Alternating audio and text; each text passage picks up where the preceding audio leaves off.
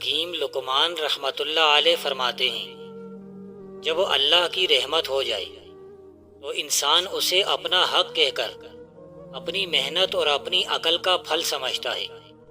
بولنے والا وہی بولتا ہے جو سننے والا سننا چاہتا ہے۔ اپنی مدد آپ کی عادت اپنائیں، دوسروں پر انحصار کرنے کی عادت ترک کر دیں۔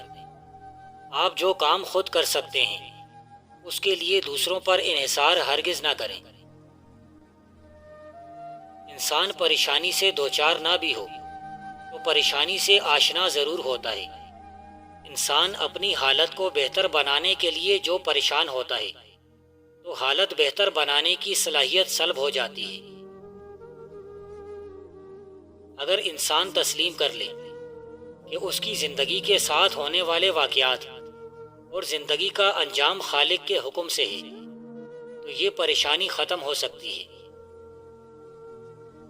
آپ اس خوشی کے لیے جشن مناتے ہیں جو آپ کو اچانک حاصل ہوتی ہے اور جس کے حصول کے لیے آپ نے کوئی تک و دو نہیں کی ہوتی۔ جذبات یا دکھاوا آپ کے مذہب میں کوئی کردار ادا نہیں کرتا، کیونکہ مذہب تقریبات کا نظام نہیں ہے، بلکہ یہ ایک ایسا نظام ہے جس پر آپ کو عمل کرنے کی ضرورت ہے۔ ہمیشہ اچھی نگاہ کے حامل بنیں، نیکی کی راہ اختیار کریں اور یہ سب کچھ نہ صرف اپنے تک محدود رکھیں بلکہ دوسروں کو بھی ایسا ہی کرنے کی تلقین کریں۔ کل کا انسان عقیدتوں کا مظہر تھا، لیکن آج کا انسان ہر عقیدت اور ہر عقیدے سے آزاد ہے۔ عذاب اور عبرت کے الفاظ سننے میں بھی سخت ہیں اور سمجھنے میں بھی۔ انسان کے وجود کے کسی ایک حصے کے حد سے بڑھ جانے کا مطلب وجود کی ہلاکت ہے۔ اسی طرح ایک قوم یا ایک سماج کا حد سے نکل جانا وجود عدم کی تباہی کا پیش خیمہ ہے۔ جس انسان میں ذاتی صفات نہ ہو وہ اپنے لباس سے لے کر اپنے مکان تک اپنی ہر شے کی تعریف چاہتا ہے۔ اپنے نفس پر گرفت رکھنا ہی اصل بہادری ہے اور عین آزادی بھی ہے۔ جذبات کی اور نفس کی پیروی کرنا عین غلامی کی مانند ہے۔ ضبط نفس تمام تر تکالیف اور مصائب کا حل ہے۔ ضبط نفس کی عدم موجودگی تمام تر مصائب کی جڑ ہے اور ضبط نفس کی مشق تمام مصائب کا علاج ہے۔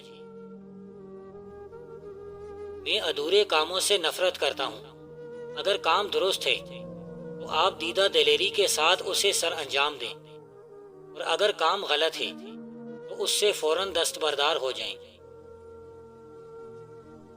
اگر آپ خیرات کرتے ہیں تو آپ اپنے اس عمل کو خفیہ رکھیں، دائیں ہاتھ سے دیں اور بائیں ہاتھ کو معلوم نہ ہو۔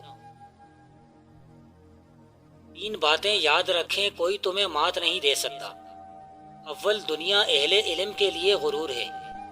دوم، آخرت اہل علم کے لیے سرور ہے۔ سوم، اللہ کی دوستی اہل معرفت کے لیے نور ہے۔ بھوک ایک ایسا کالا بادل ہے جس سے رحمت کی بارش ہوتی ہے۔ اگر تم کسی بری عادت میں پھنس جاؤ تو اسے اچھی عادت میں تبدیل کرنے میں سرگرم رہو۔ جہاں عقل کی حد ہو وہاں سے صاحب دل کی سرحدیں شروع ہو جاتی ہیں۔ یہ ضروری نہیں کہ غریب سکون میں ہو، لیکن یہ ضروری ہے کہ دولت مند سکون سے محروم ہوگا۔ پانی میں نمک اور شہد ملا کر کلیاں کر لیجیے، دانتوں میں لگا ہوا کیڑا فوراً باہر آ جائے گا۔ خوف کا پسندیدہ مسکن اس انسان کا دل ہے جس میں احساس گناہ تو ہو لیکن گناہ چھوڑنے کی طاقت نہ ہو۔ کہنے والا کچھ اور کہہ رہا ہوتا ہے اور سننے والا کچھ اور ہی سننے لگ جاتا ہے۔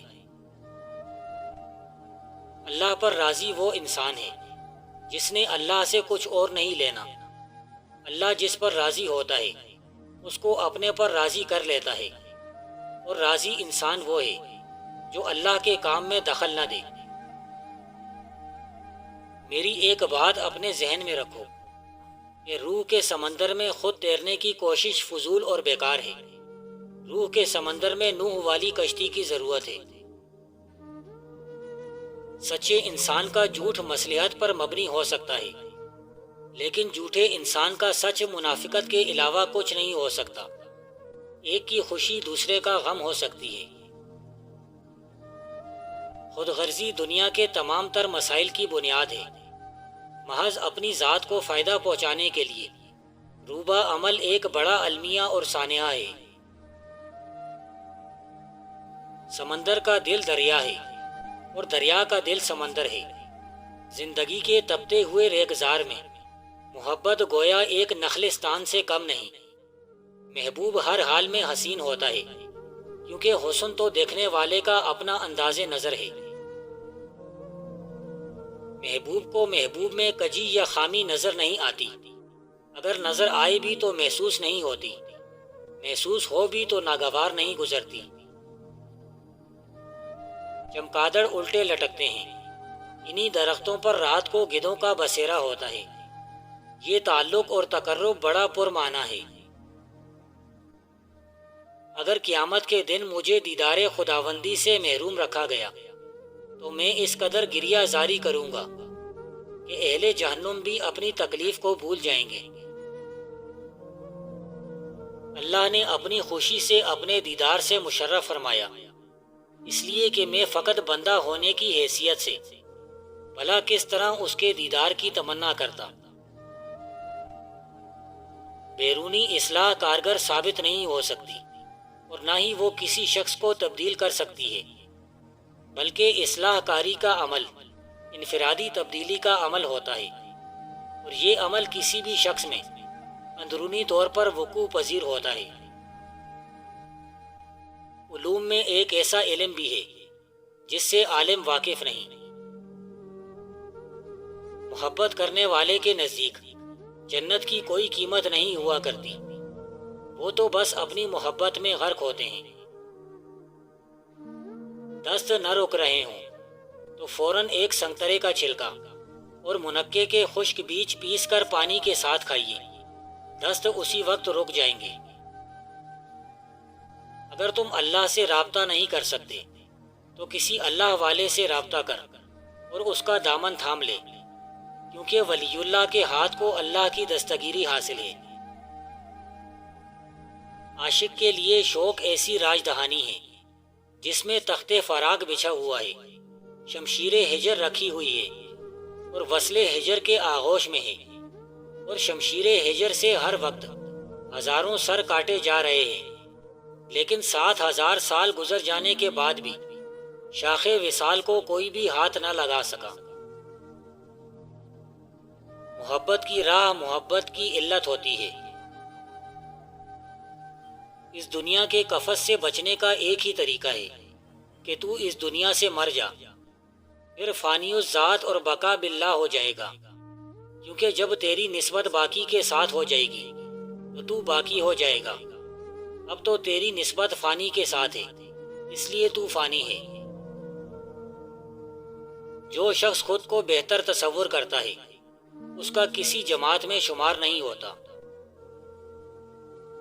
ہمیشہ اچھی نگاہ کے حامل بنیں، نیکی کی راہ اختیار کریں، اور یہ سب کچھ نہ صرف اپنے تک محدود رکھیں بلکہ دوسروں کو بھی ایسا ہی کرنے کی تلقین کریں۔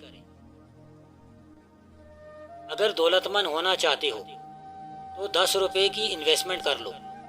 ہر روز صبح کا آغاز صدقہ دینے سے کرو، چاہے پھر وہ ایک کھجور ہی کیوں نہ ہو۔ صدقہ اللہ سے تجارت ہے، اور اللہ سے تجارت کرنے والا گھاٹے میں نہیں رہتا۔ اس عمل کا معمول بنا لو، یقین مانو کروڑوں کے مالک ہو جاؤ گے، یقین نہیں تو آزما کر دیکھ لو۔ دنیا میں بہت سے انسان ہیں جو اللہ کی عبادت کرتے ہیں کہ ان کو ثواب ملے گا، تو ایسی عبادت چھپی ہوئی گناہگاری ہوتی ہے۔ اگر انسان 2 سال تک بھی باغ معرفت میں سرگشتہ رہے، جب جا کے کہیں ایک پھول مل سکتا ہے۔ صرف وہی انسان محب صادق ہے جو بقائے محبت میں کامل طور پر فنا ہو جائے۔ آواز انسان کو دوسروں سے متعلق کرتی ہے، اور خاموشی انسان کو اپنا آپ جتایا ہوا احسان ضائع ہو جاتا ہے۔ گفتگو سے سمجھ بوجھ میں اضافہ ہوتا ہے، لیکن خاموشی اور تنہائی میں رہ کر لوگ عظیم ذہن بنتے ہیں۔